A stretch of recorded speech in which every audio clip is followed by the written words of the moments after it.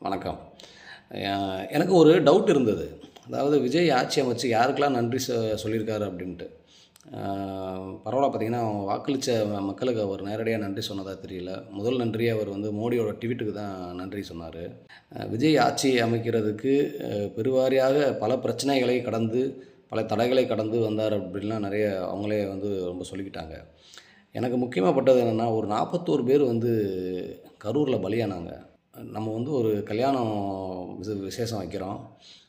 ஒரு மகால வந்து வாடகைக்கு எடுக்கிறோம். அந்த மகால் இன்னொருத்தருடையதா இருக்கலாம். அ அந்த மகாலுக்குள்ள வந்து எல்லாரையும் வர சொல்லி ஒரு விசேஷம் வைக்கிறோம். இன்வைட்லாம் பண்ணுறோம். உள்ளுக்குள்ள நம்ம பத்திரிக்கை வச்சத காட்டிலும் அதிகமான கூட்ட நெரிசல் உள்ள வந்துருது. அதில சில பேருக்கு வந்து அசம்பாவிதம் நடக்குது. ஒரு கர்ட்டஸிக்கு ஒரு பொறுப்பேற்கணுமா இல்லையா?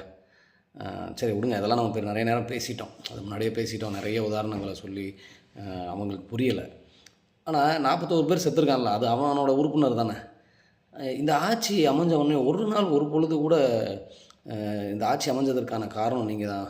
உங்களுடைய பிணத்தின் மேல தான் இந்த ஆட்சி அமைஞ்சிருக்கு. இல்ல உங்களுடைய தியாகத்தின் பேர்ல தான் இந்த ஆட்சி அமைஞ்சிருக்கு. நீங்க தியாகம் பண்ணி தான் நான் வந்து இங்க வந்து உட்காந்துருக்கேன். அப்படின்னு ஏதோ ஒரு வார்த்தை, ஒரு நன்றி உணர்ச்சி விஜய்க்கு இருக்கா? அது மட்டும் இல்லாம, அ 41 பேர் இறந்ததுக்கப்புறம் வழக்கெல்லாம் பதியப்பட்டது.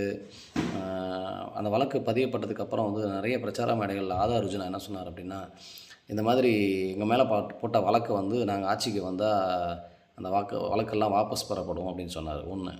இப்போ அவங்க ஆட்சிக்கு வந்ததுக்கப்புறம் அந்த அஷ்ரா கார்க் அவர வந்து உளவுத்துறை ஐஜியா மாத்திட்டாங்க. சரி அதெல்லாம் ஓகே. இப்ப அந்த வழக்கு யாரு வந்து கண்காணிப்பா? யார் பாப்பா? இல்ல அந்த 41 பேர் வந்து இறந்ததுக்கு யார் காரணம்னு யார் கண்டுபிடிப்பா? அந்த 41 பேர் வந்து இறந்ததுக்கு யாருமே பொறுப்பேத்துக்க மாட்டாங்களா? எய்தர் அவர் வந்து விஜய் தரப்புலேருந்து என்ன சொல்ல வர்றாங்க அந்த 41 பேர் பலிக்கு? எதனா ஒரு நியாயம் கிடைக்கணுமா இல்லையா அவங்களுக்கு? எனக்கு எனக்கு இருக்கிற கேள்வி என்னன்னா, அந்த 41 பேர் இறந்தாங்கல்ல, அவங்க எப்புட்றா இறந்தாங்க? யாருமே பதில் சொல்ல மாட்டீங்களா இப்போ வரைக்கும்? யாருமே பொறுப்பெடுத்துக்க மாட்டீங்களா?